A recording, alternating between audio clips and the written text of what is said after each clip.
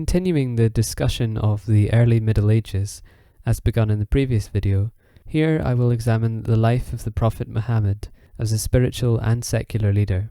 I will then move on to the practical theology of early Muslims, as well as looking at how Islam understands God and itself in relation to other monotheistic religions. I will also show how these ideas translate into policy and law. Muhammad's divine revelation, as recorded in the Quran, is only half the story, the other being comprised of what the Prophet said during his lifetime and scholarly interpretation of that. Islam grew to be a mighty culture of learning and intellectual flourishing. Early Muslims' contributions to surgery, anatomy, chemistry, and mathematics constitute the world's first scientific revolution. Before the birth of Islam in Arabia, the Peninsula was populated primarily by pagans, but there also existed Christians and Jews. Mecca, where Muhammad lived initially, was a centre of pagan pilgrimage. Arabia was viewed in the Middle East as a barren, inhospitable place whose people were backward. Society was governed by the principle of tribal rivalry. The Arabian Peninsula before the conquests of Muhammad is as unknown as Northern Europe before the Romans claimed it as part of their territory. It was unknown, ununified, and politically off the map, as it were. The territory was sparsely populated by pastoral nomadic tribes because agriculture was not possible in the desert. After Muhammad, the Arabs gained ascendance in world history, to the extent that some have claimed the Caliphate to be the true successor of the Roman Empire. Rival claimants such as the Church, whose secular power was indeed great, did not have direct sovereignty over Western Europe, in the same way as ancient Rome. Byzantium, to the east, had the most legitimate claim, and did not have to rely on forgeries such as the papacy's donation of Constantine. But its worldly power was shrinking, and it was eventually subsumed by the Turks in 1453, when it had reduced so radically that it consisted of only Constantinople. Unlike the Nativity of Jesus, there are no miraculous events associated with the birth of Muhammad in around 570. His father died before he was born, and his mother died when he was 2 years old. Muhammad was then placed in the care of his grandfather, who died when he was still a child, and Muhammad was passed on to his uncle, who treated him without great affection. He began a career as a merchant at around 20, and through his trade met his first wife, Khadija, also a merchant, who was 15 years his senior and proposed the marriage. When he was about 40 years old, he went to a cave called Hira to pray.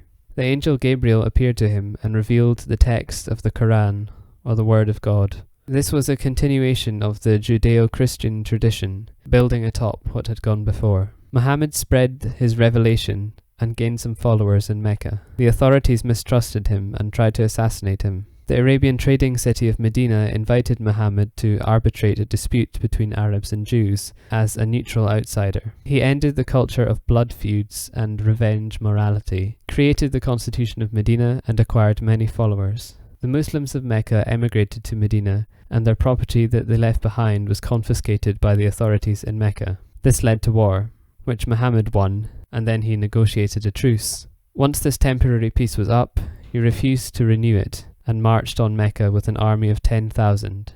He eventually united all the tribes of Arabia under his rule, and after making the first Islamic pilgrimage to Mecca, he died in 632. One of the most important things to understand about the Quran is its monotheistic inclusivity. Muhammad says that Muslims believe in all prophets, and that God's chosen people are all that believe in the one God, i.e. the Abrahamic religions.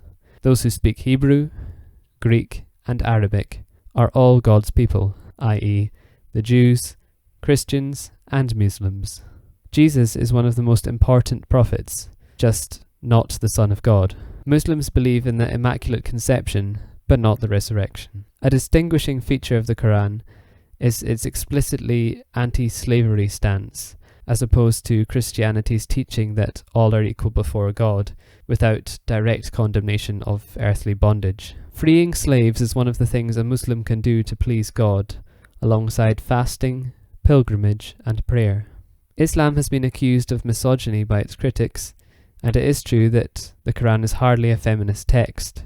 However, this is entirely consistent with its historical context, and in many ways it enhanced and solidified the rights of women in Arabian society. Islam is also perceived as a particularly militant faith as opposed to the Christian pacifism, especially in reference to the concept of jihad, which is commonly translated as holy war. However, the Quran stresses that only defensive warfare is just, and jihad actually means something closer to zeal, i.e. it is an instruction to propagate the faith rather than wage war. The early Muslims lacked one feature that distinguishes women of the faith today, the hijab. It is often claimed that the Quran oppresses women by obliging them to cover up. There are only 3 verses that refer to how women should dress. The first of these says that all women should wear coats, which were a status symbol at the time of writing, and that showed that they were protected and thus prevented them from being molested. A second says that the Prophet's wives should dress modestly, and the third instructs tribal women who wore a garment with an open front to cover their breasts. The hijab, which means something akin to barrier, is a later custom and has no Quranic origin. Women in the Islamic world were actually much freer than their Western counterparts. Their marriage dowries were paid directly to them and not their husband, and they had the right to divorce their husbands at any time. Worldly wealth in the Islamic world was not as strongly condemned as in Christianity. Only hoarding was frowned upon, and usury is sinful. This makes sense for a religion that emerged from a merchant trading culture.